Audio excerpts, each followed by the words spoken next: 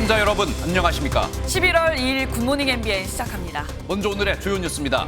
국민의힘이 김포시의 서울시 편입을 위한 법안 발의 등 절차를 논의할 당내 전담기구를 오늘 발족합니다.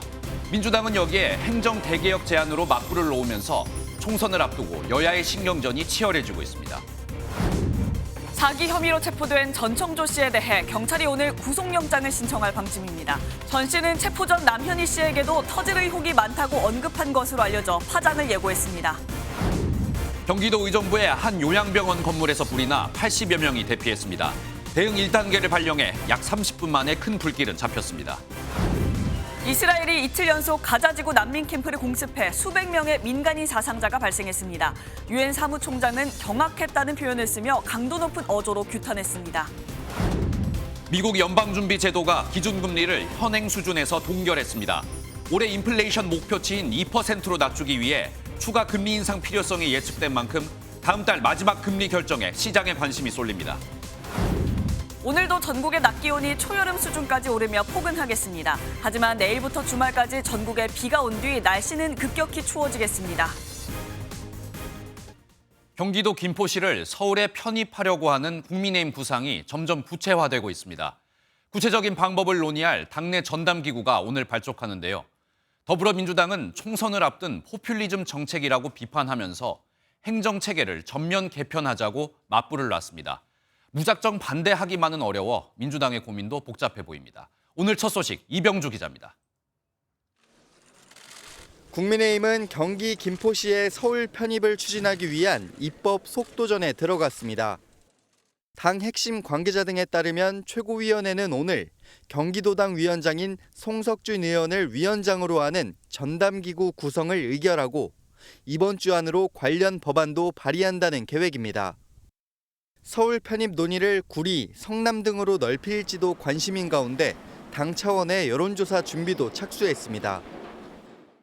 지역민들의 요구라든지 이런 것들이 전제되고 그 요구를 수용하는 차원에서 우리 당의 입장에서는 그 주민들 요구에 응답하겠다는 그런 차원이고 뜬금없는 발표라며 날을 세우던 민주당도 지역 민심을 살피는 등 속내가 복잡해졌습니다.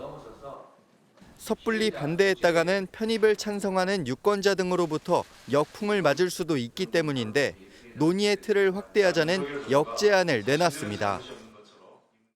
광역 시도구, 그다음에 시군구, 읍면동이 행정체계까지 전면적으로 개편하는 행정 대개혁을 한번 제안하고 여당과 협의해 볼 생각입니다. 이번 여당의 정책 추진이 천공의 주장과 비슷하다며 배후론도 제기하는 한편 민주당이 부울경과 호남권에서 먼저 메가시티를 주장했다고도 강조했습니다. 국민의힘은 민주당의 메가시티와 이번 사안은 결이 다르다고 일축했는데 총선을 앞두고 수도권 민심을 잡기 위한 여야의 신경전은 가속화될 전망입니다. MBN 뉴스 이병주입니다. 경기도지사 김동연과 서울시장 오세훈. 경기도 김포의 서울 편입 논란에 이 두 사람은 이제 당사자가 됐습니다.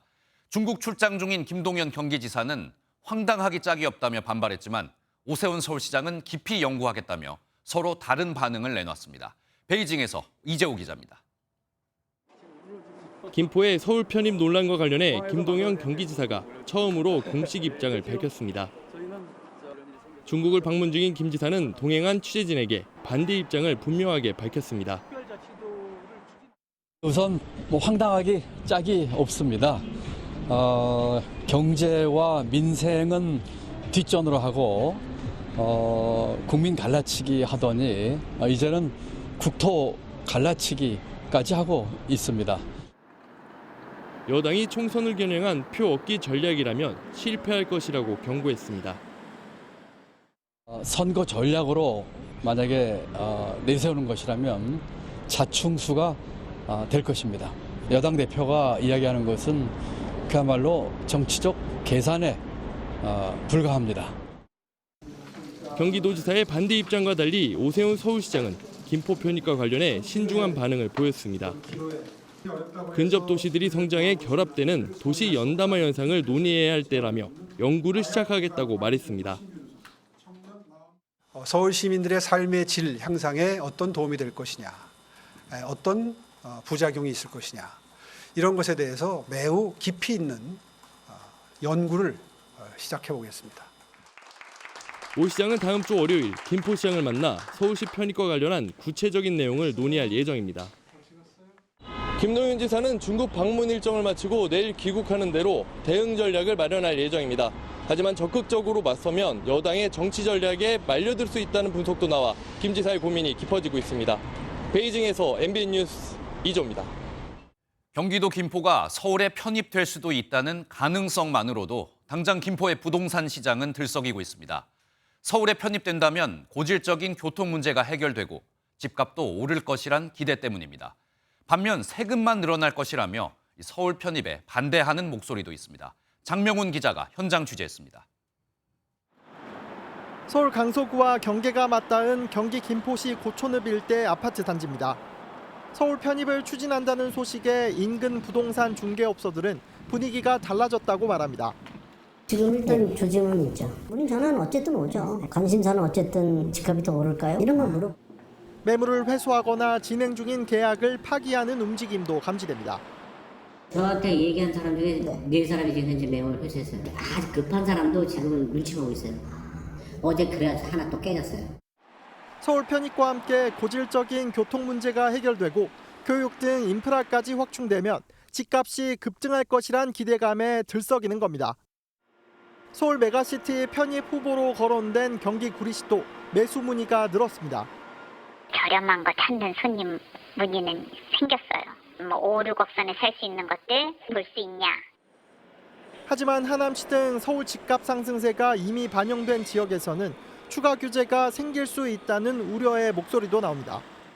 추후에 이제 조정 대상 지역이라든지 그러한 지역에 영향이 끼친다 그러면 오히려 더 세금적인 부담이 더 가중이 되지 않을까 그렇게 예상하고 있습니다. 전문가들은 초대형 이슈로 상당한 영향을 미치겠지만 현실화 가능성을 장담하기 어려운 만큼 신중할 필요가 있다고 지적합니다. MBN 뉴스 장명훈입니다. 전직 펜싱 국가대표 남현희 씨의 재혼 상대로 알려졌다가 사기 혐의로 체포된 전청조 씨가 혐의 대부분을 인정한 것으로 알려졌습니다. 남 씨의 사기 공모 여부에 대해선 몰랐다면서도 가로챈 돈은 모두 남 씨에게 썼다고 진술한 것으로 전해집니다.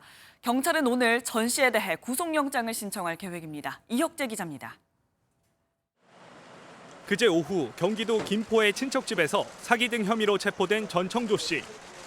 이틀째 진행됐던 조사에서 자신의 범행 대부분을 인정하는 것으로 전해졌습니다. 남현희 씨의 사기 공모 여부에 대해선 남 씨는 몰랐다면서도 사기 수익금은 모두 남 씨에게 썼다는 입장을 고수하는 것으로 전해졌습니다. 막내 동생한테는 매달 500만 원씩 드렸고요. 어머님한테는 300 드릴 때 있고 500 드릴 때 있고 차값은 매달 100 얼마씩 꼬박꼬박 보냈고요. 경찰은 일단 전 씨의 신병 확보에 주력한 뒤 남 씨가 받은 선물이 사기 피해금인 걸 알고도 묵인했는지 등 공범 여부를 들여다볼 계획입니다. 경찰은 체포 당시 전 씨가 가지고 있었던 휴대전화 포렌식을 맡기고 계좌 분석을 통해 자금 흐름을 추적하고 있습니다. 사기에 사용된 계좌는 아직까지 경호원과 모친 계좌 2개만 확인된 것으로 전해졌습니다. 체포영장 시한이 48시간 이내로 끝나는 만큼 경찰은 오늘 오전 전 씨에 대한 구속영장을 신청할 계획입니다. MBN 뉴스 이혁재입니다. 전청조 씨는 경찰에 체포되기 전 남현희 씨가 자신의 사기 행각을 알고도 방조했다는 의혹을 제기했습니다. 또 전 씨는 앞으로 남현희 씨에게 터질 의혹이 많다고 주장했는데요. 계속해서 최돈희 기자의 보도입니다. 남현희 씨는 몰랐다. 범죄 수익금 대부분은 남 씨에게 썼다. 지금까지 알려진 전청조 씨의 입장입니다. 이런 가운데 전 씨는 남현희 씨가 사기 행각에 관여했을 수 있다고 주장했습니다. 전 씨가 체포되기 하루 전날 이뤄진 통화 내용입니다. 앞으로 남현희 씨한테 터질 의혹이 굉장히 많을 거예요. 정말 저도 저 주변에 남현희 씨만 제가 여자인 걸 알았고 저희 둘 다 철저하게 감췄어요. 남 씨가 자신의 사기 행각을 알고도 방조, 공모했다는 취지로 해석됩니다. 다만 이를 뒷받침할 증거는 없다고 덧붙이며 모든 것은 수사를 통해 밝혀질 내용이라고 주장했습니다. 저 혼자는 남현희 씨가 이 사실을 알고 있었다라고 밝히는 건 못해요. 증거가 하나도 없어요. 제 주장은 할 수 있겠죠. 이에 대해 남 씨는 전 씨에게 속아 피해를 봤다며 자신은 사기와 전혀 무관하다는 입장입니다. 경찰은 전 씨에 대한 신병을 확보한 뒤 조만간 남 씨를 상대로도 조사에 나설 것으로 예상됩니다. MBN 뉴스 최동입니다. 남현희 씨는 자신이 전청조 씨의 공범이라고 주장한 김민석 서울 강서구의회 의원을 고소했는데요. 김 의원도 맞대응 성격으로 남 씨를 맞고소했습니다. 신영빈 기자입니다. 김민석 서울 강서구의회 의원이 남현희 씨를 무고 혐의로 고소했습니다. 남 씨가 전청조 씨를 사기 혐의로 고소하면서 김 의원도 명예훼손 등의 혐의로 고소하자 곧바로 대응에 나선 겁니다. 피해자의 목소리를 전달하는 대변인이 저를 고소로 입을 틀어막기 위한 모습으로 보이는데 공인은 관련 의혹에 대해 철저하게 밝혀줘야 할 책무가 있습니다. 김 의원은 체포 전 전 씨와 나눈 통화 내용을 근거 삼아 남 씨가 공범이란 주장을 굽히지 않았습니다. 전청조가 체포되기 직전 전화한 사람은 저였습니다. 그는 남현희 씨도 알고 있었다고 얘기를 했습니다. 또 남현희 씨가 갖고 있는 전 씨의 휴대전화와 노트북을 압수하면 남 씨가 전 씨의 사기 행각을 알고 있었을지 밝힐 수 있을 것이라고 주장했습니다. 전 씨가 자신과의 통화에서 객관적인 자료는 대부분 자신의 제2 휴대폰에 있다고 말했는데 이를 남 씨가 챙겨 불리한 자료를 없앴을 수 있는 만큼 철저한 수사가 이뤄져야 한다는 겁니다. 이에 대해 남 씨의 법률 대리인은 MBN 측에 전 씨 명의의 노트북과 휴대폰은 이미 경찰에 제출했다고 밝혔습니다. MBN 뉴스 신영빈입니다. 경기도 의정부에 있는 한 요양병원 건물에서 불이 났습니다. 다행히 다친 사람은 없었지만 한밤중에 80여 명이 대피하는 소동이 벌어졌습니다. 고속도로에서는 음주운전 차량이 경찰을 들이받아 피해 차량 운전자가 의식을 잃는 사고도 있었습니다. 밤사이 사건 사고 소식은 홍지호 기자입니다. 건물과 건물 사이로 불길이 치솟아 오르고 검은 연기도 뿜어져 나옵니다. 오늘 새벽 1시쯤 경기 의정부에 있는 한 요양병원 건물에서 불이 났습니다. 관할 소방서가 모두 동원되는 대응 1단계가 발령돼 30분 만에 큰 불길은 잡혔습니다. 외벽을 타고 지상으로 연속 확대돼가지고 입원한 환자들을 5개로 대피시킨 사고입니다. 총력 대응을 한 상황입니다. 다친 사람은 없었지만 환자와 보호자 등 82명이 대피하기도 했습니다. 불길이 9층까지 올라왔다는데 그 전에 층들을 다 뺐대요. 덜 추워가지고 다행입니다. 지금은 괜찮아요. 화재가 시작된 것으로 추정되는 곳입니다. 큰 불이 발생하면서 창고와 이 트럭이 모두 불에 탔습니다.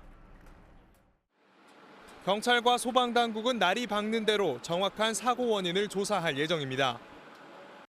오늘 새벽 2시쯤 제2경인고속도로 문학나들목 인근에서는 음주 차량이 앞서가던 경찰을 들이박아 두 차 모두 전복됐습니다. 이 사고로 경차 운전자가 의식을 잃고 병원으로 옮겨졌습니다. 경찰은 함께 병원으로 옮겨진 승용차 운전자가 음주운전을 한 것으로 보고 사고 경위를 확인하고 있습니다. MBN 뉴스 홍지호입니다. 애들 싸움이 어른 싸움 된다는 말이 있죠. 경기도 김포의 한 아파트에서 아이들 사이에서 시작된 싸움이 아빠들 싸움으로 번졌습니다. 폭행을 당한 한 아버지가 병원으로 이송되는 등 큰 싸움으로 이어졌는데 다른 아버지는 쌍방 폭행을 주장하고 있습니다. 보도에 표선우 기자입니다. 김포시의 한 아파트 단지입니다. 회색 옷을 입은 남성이 다른 남성에게 주먹을 휘두르고 바닥으로 넘어뜨립니다.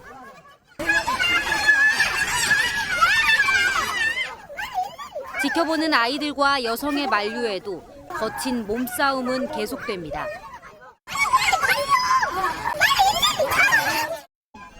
남성 2명의 난투극은 며칠 전 있었던 아이들 간의 시비가 발단이 됐습니다. 자신을 피해자라고 밝힌 A씨 측은 상대 측 아버지가 보자마자 일방적으로 폭행을 이어갔다며 폭행으로 목과 얼굴 등에 전치 5주 부상을 입었다고 전했습니다.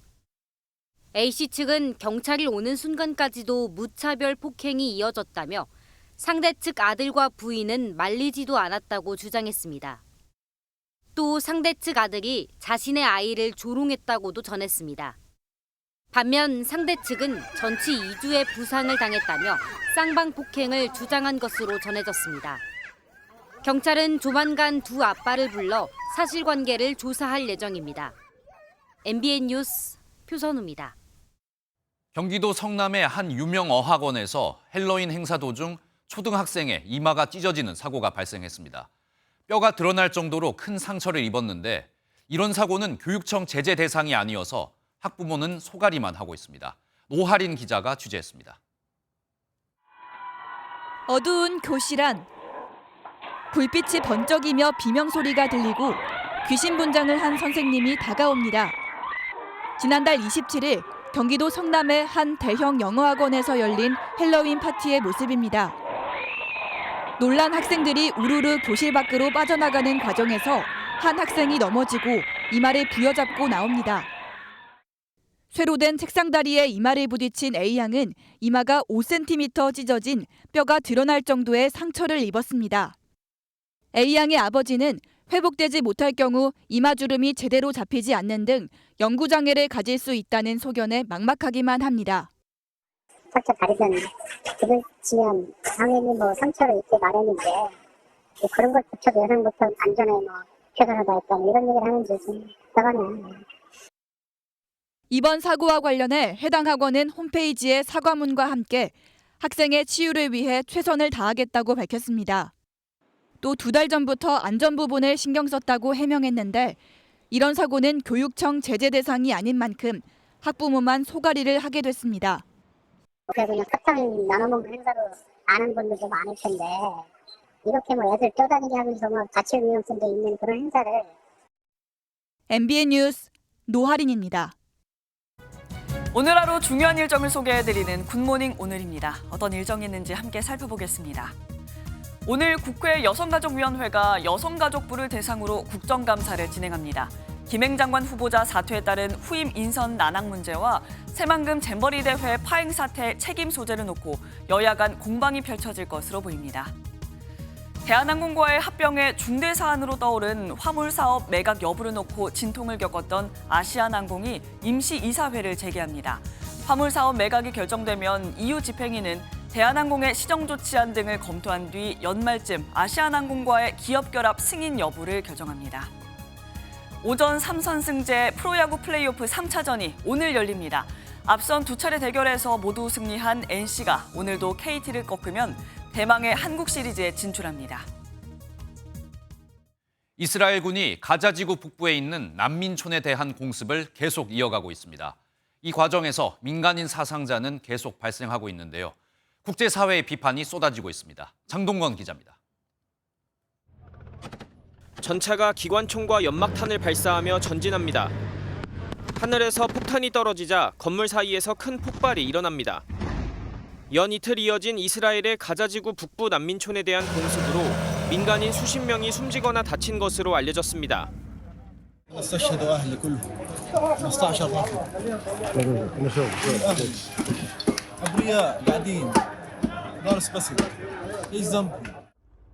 이스라엘군은 하마스의 방어 전선을 무너뜨렸다며 지상전이 계획대로 진행되고 있다고 성과를 강조했습니다. הפעולה של צה"ל מביאה לחשיפת המנהרות, ליציאה של מחבלים החוצה ולמכות קשות שהם סופגים. 땅굴을 활용해 탱크를 포격하는 영상을 공개하는 등 반격을 가하고 있는 하마스는 이스라엘에 큰 대가를 치르게 될 것이라며 경고했습니다. سيكون ذلك قد كلفهم كثيرا وعلى كل الأصعدة بما فيه حياة أسراهم والذين يتعرضون لنفس القتل والدمار الذي يتعرض له شعبنا.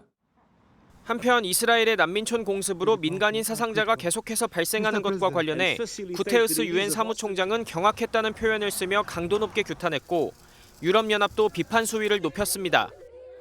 MBN 뉴스 장동건입니다.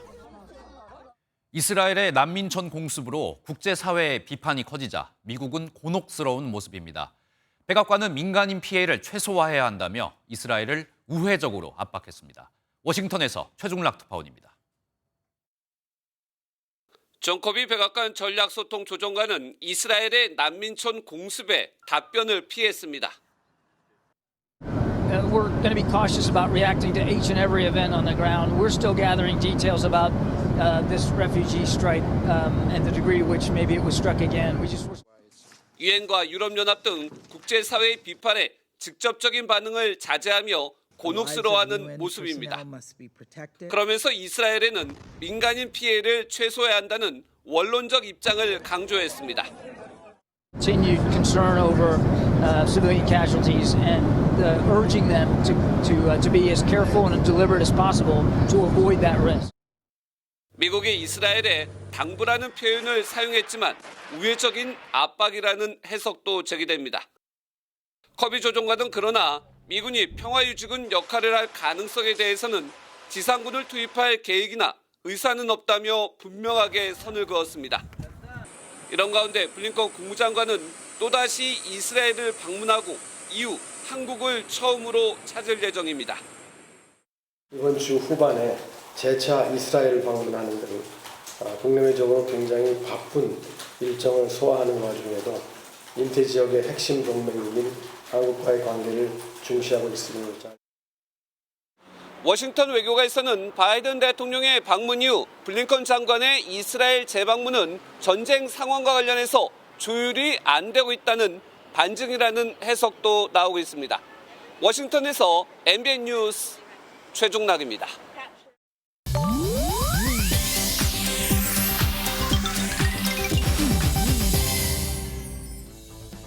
인터넷에서 화제가 되고 있는 소식들을 모아 전해드리는 인터넷 와글와글입니다.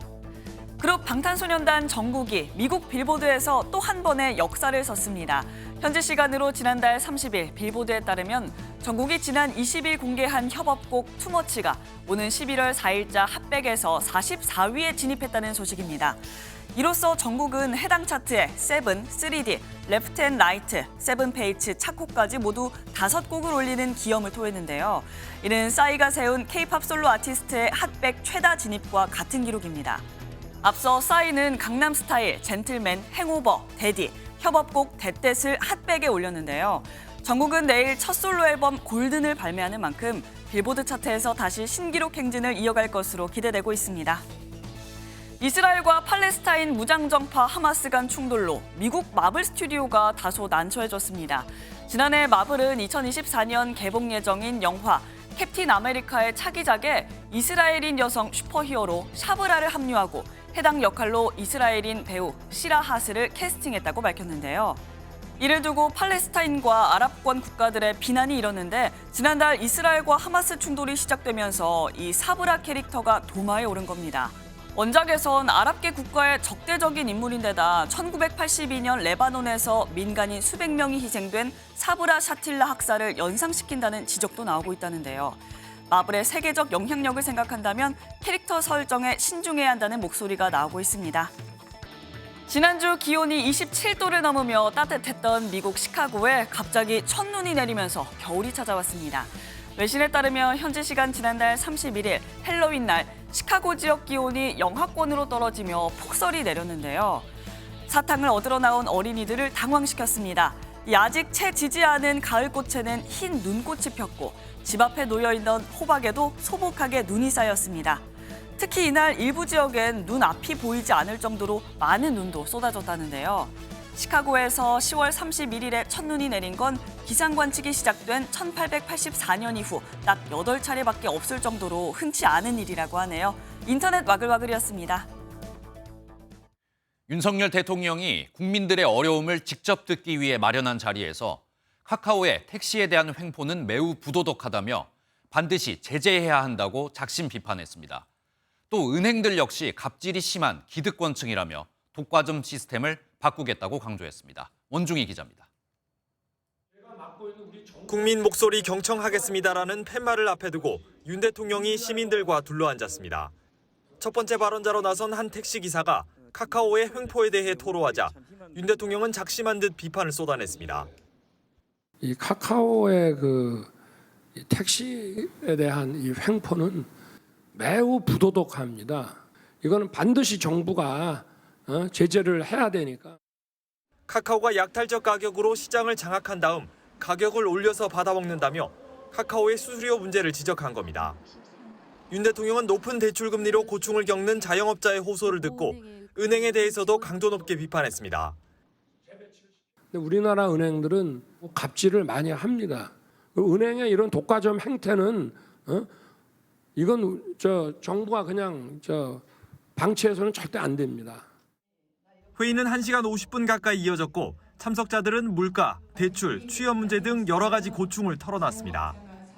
윤 대통령은 잘 경청해서 국정에 제대로 반영하겠다며 모든 것은 제 책임이라고 강조했습니다. MBN 뉴스 원중입니다. 국회 시정연설을 통해 윤석열 대통령과 야당이 오랜만에 손을 맞잡았죠. 하지만 예산안을 두고 벌써부터 날선 말들이 오가고 있습니다. 민주당 이재명 대표가 국민을 원숭이로 한다며 정부 여당을 비판하자 윤 대통령은 낭비를 줄이랬더니 탄핵 이야기까지 나오더라며 맞받았습니다. 이 내용은 황재헌 기자입니다. 포문은 이재명 더불어민주당 대표가 열었습니다. 이 대표는 시정연설을 통해 병사 월급을 올리겠다고 하면서 병사 복지 예산은 1,800억 원이나 깎겠다고 하는 건 조삼모사격 아니냐며 비판했습니다. 국정 기조 변화 없이 재정 건전성에 집착한다고 날을 세웠습니다. 국민들을 원숭이로 여기는 것은 아닌지 하는 생각까지 들 정도였습니다. 검찰 특활비부터 줄여라라는 그런 지적을 겸허하게 받아들이시기 바랍니다. 그러자 국민의힘은 단순한 지출 줄이기가 아니라 혈세의 낭비 요인을 차단한 것이라며 여야가 민생 위기 앞에 충실한 논의를 해야 한다고 협조를 당부했습니다. 비상경제민생회의에서 윤석열 대통령도 예산 재배치라는 표현을 쓰며 낭비를 줄이자고 하면 아우성의 탄핵 이야기까지 나온다고 속내를 드러냈습니다. 아주 탄핵시킨다 이런 얘기까지 막 나옵니다. 그래서 제가 하라면 하십시오. 그러나 우리 재정을 더 늘리면 그러면 물가 때문에 또 서민들이 죽는다. 그러면서 서민들이 정치 과잉 시대의 희생자일 수도 있다며 예산안에 대해서는 정쟁을 자제해야 할 때라고 촉구했습니다. MBN 뉴스 황재헌입니다. 여야당 상황도 좀 살펴보겠습니다. 국민의힘 인효한 혁신위원장은 통합행보에 공을 들이고 있습니다. 유승민 전 의원을 만난 데 이어서 이준석 전 대표에게도 만나달라, 도와달라고 했는데 이 전 대표 어떤 반응을 보였을까요? 유호정 기자입니다. 당내 통합에 방점을 두고 혁신위 1호 안건에 대사면을 내세운 인효한 위원장이 비운게 끌어안기에 직접 나섰습니다.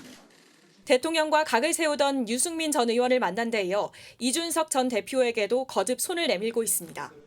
한번 만나야죠. 그 기회가 된다면 만나고 싶어요. 하지만 이 전 대표는 인 위원장의 진단부터 잘못됐다며 만날 이유가 없다고 선을 그었습니다. 국민들이 당의 불만이 아니라 딴 데 불만이 있는데 왜 당에다 쓴 약을 먹입니까? 정확하게 그거는 용산의 논리를 대변하는 것이고. 혁신의 대상은 당이 아닌 대통령이라는 겁니다. 이 전 대표는 김종인 전 비대위원장을 찾아 중요한 행동을 하기 전 상의 드리는 분이라고 밝혀 신당 창당 가능성도 여전히 배제하지 않았습니다. 이러한 건 대사면이 당사자의 반발로 의미가 퇴색한 가운데 혁신위는 2호 안건 방향을 희생으로 잡았습니다.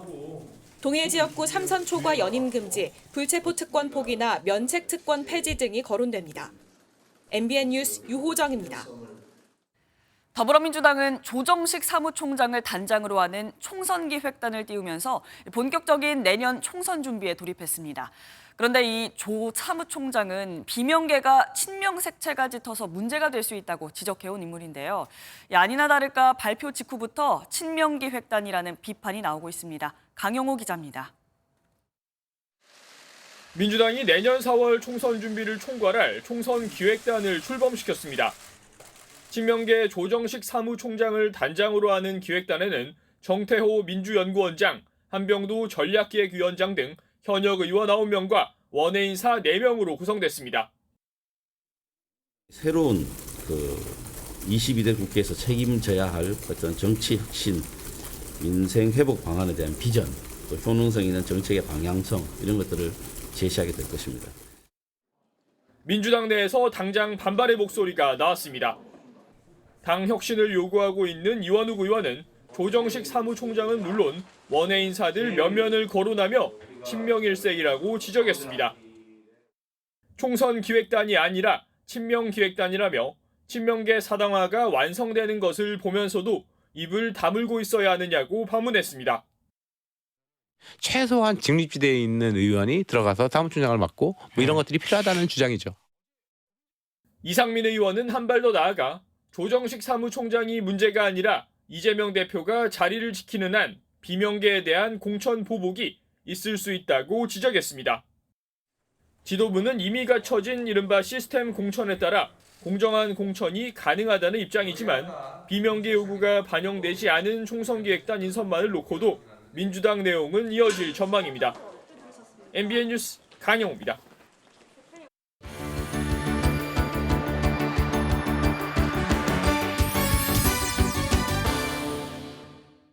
굿모닝 월드입니다. 미국 방송계 최고 권위의 상이죠. 예미상을 무려 12차례나 탔던 전설의 진행자 바바라 월터스가 작년 세상을 떠났는데요. 소문난 수집 광이기도 했던 그녀의 애장품이 도매에 나왔습니다. 호화로운 집기로 가득 채워진 공간. 미국을 대표하는 전설적인 저널리스트 고 바바라 월터스의 집에서 온 물건들입니다. 지난해 세상을 떠난 그녀의 애장품들이 경매전 전시에 들어갔는데요. 미국 언론의 데모로 통하는 그녀는 분야를 막론한 수집광으로도 유명했죠. 생전 모아온 그림들, 14캐럿에 육박하는 대형 다이아몬드 반지와 장신구들, 맞춤 제작된 그녀의 의상 등이 온 오프라인을 통해 경매에 오릅니다. 800만 달러 이상이 될 경매 수익금은 모두 그녀가 사랑한 자선단체에 전달된다는데요. 가히 위대한 유산이라고 부를 만하죠. 남미 브라질에서는 아주 특별한 졸업식이 열렸습니다. 크리스마스는 아직 2달 가까이 남았는데요. 세상 모든 착한 아이들이 기다리는 그분들이 조금 일찍 한자리에 모였다고 하네요. 도심을 가로지르는 트램 안, 반팔 셔츠 차림의 산타클로스가 가득합니다.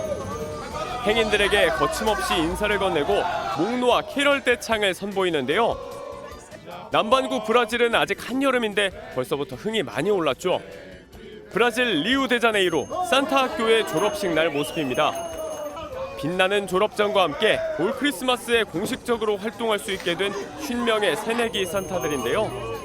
특히 이스라엘 하마스 간 분쟁이 하루빨리 끝나길 바란다는 평화의 메시지도 전해왔습니다. 그 말대로 올 12월 모두에게 선물 같은 평화가 찾아들길 바랍니다. 이 브라질과 아르헨티나를 가로지르는 이구아수 폭포. 작년 발밑까지 불어난 물살에 휩쓸려 관광객이 실종되는 참사도 있었는데요. 기록적인 폭우에 또 한 번 출입이 통제됐습니다. 커피색 물살이 굉음과 함께 산산이 부서집니다. 세계 3대 폭포로 꼽히는 남미 이구아수 폭포. 하루 평균 5천여 명이 찾는 270여 개의 크고 작은 폭포로 이루어진 이곳이 전면 통제에 들어갔습니다. 최근 엘니뇨로 일대에 비정상적인 폭우가 쏟아졌다고 하는데요. 폭포의 백미인 악마의 목구멍은 그 이름처럼 무시무시한 모습으로 변했습니다. 작년 10월에도 폭우로 인해 한 차례 폐쇄된 바 있는데 특히 셀카를 찍던 가이드가 물살에 휩쓸려 실종되는 안타까운 일도 있었죠. 모처럼 폭포를 찾은 방문객들은 아쉽겠지만 그래도 안전이 최우선이겠죠. 굿모닝 월드였습니다. 우리 국가정보원이 북한의 3차 정찰위성 발사 준비가 거의 끝났고 러시아의 도움으로 이번엔 성공 확률이 높아질 수 있다고 분석했습니다. 또 북한이 약 100만 발 이상의 포탄을 러시아에 지원한 정황도 포착했다고 밝혔습니다. 보도에 권용범 기자입니다. 국가정보원은 북한이 최근 엔진과 발사장치 점검 등 막바지 준비에 한창이라고 정보위원회 국정감사에서 보고했습니다. 러시아에서 기술 자문을 받은 것으로 보이고 있으며 성공 확률이 높아질 가능성을 예측하고 있습니다. 또 북한이 지난 8월 초부터 선박과 수송기 등으로 우크라이나 전쟁 중인 러시아에 무기를 지원한 것으로 파악했습니다. 나진항 등에서 10여 차례 포탄 약 100만 발 이상이 반출됐는데 러시아가 2달 이상 사용 가능한 양으로 분석됩니다. 북한이 러시아에 대표단을 보낸 정황도 포착됐는데 무기 지원을 대가로 위성 발사 기술을 얻으려는 의도로 풀이됩니다. 김정은 북러 정상회담 직후 무기 협력을 하기로 한 바가 있고 곧바로 나진항에서 평소 없었던 접촉이 있었기에 다만 국정원은 이 같은 북러 간 밀착 행보가 안정성과 확장성엔 한계가 있을 것으로 보고 있다고 평가했습니다. MBN 뉴스 권용범입니다. 최근 우간다와 앙골라 등에서 제외 공간을 폐쇄한 북한이 스페인에서도 철수한 것으로 확인됐습니다. 심해진 대북 제재로 외화벌이에 차질이 생겼기 때문인데 앞으로 문을 닫는 북한 공간이 더 늘어날 것이란 전망도 나왔습니다. 김태희 기자가 보도합니다. 2019년 반북한 단체인 자유조선 회원들이 침입해 컴퓨터와 USB, 휴대전화 등을 훔쳐 달아났던 스페인 북한 대사관입니다. 주 스페인 북한 대사관의 서윤석 임시대리 대사는 지난달 북한 외교사절단이 철수한다며 앞으로 주 이탈리아 대사관이 관련 업무를 담당한다고 밝혔습니다. 2013년 스페인 마드리드에 북한 대사관을 개설한 지 10년 만입니다. 북한은 최근 열흘 사이 아프리카 우간다 앙골라 공간을 폐쇄했는데 홍콩 총영사관도 폐쇄할 예정으로 알려졌습니다. 통일부는 북한이 제외 공간을 연이어 철수하기로 한 건 대북 제재가 강화되면서 무기 수출이나 동상 제작 등 공간 외화벌이 사업에 차질을 빚고 있기 때문으로 추정했습니다. 특히 2019년 하노이 북미 정상회담 결렬 이후 공간 구조조정 흐름이 강화됐는데 코로나로 인력 이동이 불가했다가 최근 공간 철수에 속도를 내고 있다는 분석이 나옵니다. 전문가들은 북한이 제외 공간 10여 곳을 더 폐쇄할 가능성이 있다고 밝혔습니다. 과거에 중요했던 아프리카나 동유럽 이런 지역들은 현재 대북 제재나 상황 변화로 북한의 입장은 별로 중요하지 않거든요. 북한이 현재 수교한 국가 159개국 중 남아있는 공간은 50개 남짓으로 파악됩니다. MBN 뉴스 김태희입니다. 탈북어민 강제 북송 사건에 연루된 문재인 정부 안보라인 핵심 인사들에 대한 첫 재판이 열렸습니다. 강제 북송의 부당성을 강조한 검사는 북송된 어민들이 현재 살아있지 않을 것으로 추정된다며 눈물을 글썽였습니다. 심가영 기자입니다. 지난 2019년 탈북어민을 강제 북송한 혐의를 받고 있는 정의용 전 국가안보실장 등 전 정부 고위 인사들에 대한 첫 재판이 열렸습니다. 검찰은 당시 동료 선원 16명을 살해한 것으로 지목된 탈북어민 2명이 귀순 의사를 명백히 밝혔는데도 북한으로 돌려보낸 점이 위법하다고 강조했습니다. 탈북어민은 송환 대상이 아니고 헌법과 법률상 대한민국 국민이라는 겁니다. 또 이 어민들이 지금은 아마 살아있지 않을 것이라 생각한다며 실질적 사형 폐지국인 우리나라에서 강제 북송이 정당한지 묻지 않을 수 없다고 말하며 감정이 복받친 듯 울먹였습니다. 반면 정 전 실장을 비롯한 피고인은 모두 혐의를 전면 부인했습니다. 검찰의 기소가 부당하다고 생각을 합니다. 그래서 재판 과정에서 이러한 검찰의 기소의 부당성을 제가 밝히도록 하겠습니다. 정 전 실장은 이들은 동료 선원들을 흉기로 살해한 흉악범이라며 국내에 편입시키면 국민 생활과 안전이 위협받는다고 판단했다고 무죄를 주장했습니다. 이에 대해 검찰은 탈북어민이 살인자라고 한들 국내 수사와 재판으로도 책임에 상응하는 형벌을 부과할 수 있다고 반박했습니다. MBN 뉴스 심가현입니다.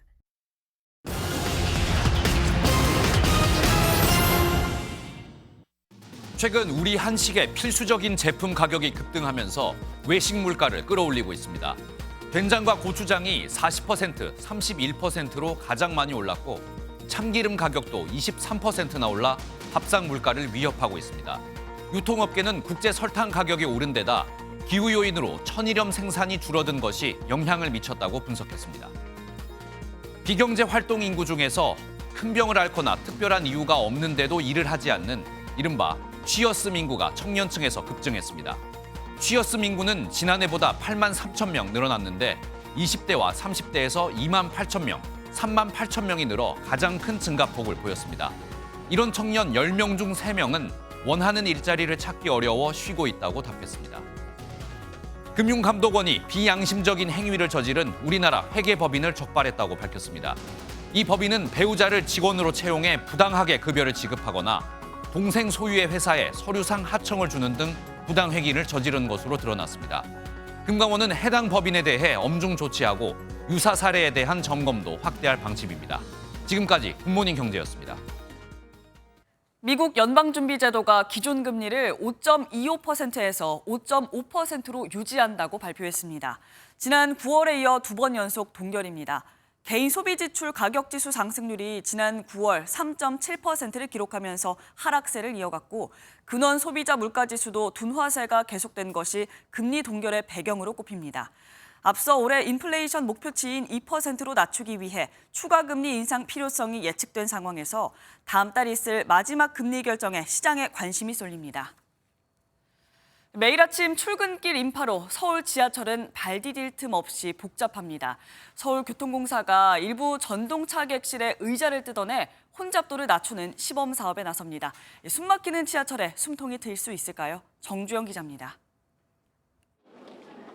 출근길 서울 지하철은 시민들로 빽빽하게 들어찹니다. 숨막히는 전동차 내 혼잡도는 수치로도 확인됩니다. 한 칸에 정원 160명이 탔을 때 혼잡도가 100%인데 1호선에서 8호선 모두 최고 혼잡도가 100%를 넘고 특히 4호선은 193%로 정원의 2배에 달합니다. 전동차의 혼잡도를 낮추기 위해 서울 지하철에 의자가 없는 객실이 등장합니다. 일반석 의자를 제거한 사진을 살펴보니 지금보다 넓어진 모습이 확인됩니다. 먼저 내년 1월부터 지하철 4호선과 7호선 중 각 한 개 열차에 2칸씩 무의자 객실 시범 사업을 합니다. 공사는 객실 공간이 늘어나면 4호선과 7호선의 혼잡도가 제법 낮아질 것으로 내다봤습니다. 시범 사업 시행 후 효과성이 입증되면 추후 확대 시행하여 시민들이 더욱 쾌적하고 안전한 지하철을 이용할 수 있도록 지속적인 개선을 이루어 나가도록 하겠습니다. 하지만 무턱대고 의자를 없애면 어쩌느냐는 불만도 나옵니다. 저 학교 오는데 1시간 걸리고 너무 안 좋을 것 같아요. 의자 없으면. 다리가 아플 것 같다. 전문가들은 최근 기본 요금이 150원 오른 만큼 출퇴근 시간대 배차 간격 단축 등 근본적인 해결책이 나와야 한다고 지적합니다. MBN 뉴스 정주영입니다. 오늘도 늦가을답지 않게 포근한 날씨가 이어지겠습니다. 현재 서울의 기온 18.9도로 평년 기온을 13도가량 웃돌고 있고요. 어제 같은 시각보다도 높게 출발하고 있습니다. 한낮에도 서울 24도, 경주는 무려 29도까지 오르면서 이례적인 고온 현상이 기승을 부리겠습니다. 밤사이 따뜻한 공기가 유입되고 지표면이 냉각되면서 현재 내륙 곳곳으로는 안개가 짙게 끼어 있습니다. 특히 충북과 남부 내륙을 중심으로 가시거리가 100m 안팎까지 좁혀진 곳이 많고요. 광주, 공항에는 저시정 경보도 발효 중입니다. 안개는 낮이 되면 점차 사라지겠습니다. 오늘 중부지방은 가끔 구름 많겠고요. 경기 북부와 강원 영서 지역은 오전 한때 일시적으로 먼지 농도가 짙게 나타나겠습니다. 또 오후부터는 강원 영동을 중심으로 바람이 매우 강하게 불겠습니다. 남부지방은 대체로 맑은 하늘이 드러나겠습니다. 이 시각 현재 기온 보겠습니다. 서울 18.9도, 대전 14.2도, 부산은 17.2도로 어제 아침보다 2도에서 5도가량 높게 출발하고 있습니다. 낮 기온은 서울 24도, 대전과 대구 26도, 광주는 27도까지 오르면서 어제보다 2도에서 4도가량 높겠습니다. 내일은 중부와 호남에 가끔 비가 내리겠고요. 토요일부터 다음 주 월요일 사이에는 전국적으로 비가 내리겠습니다.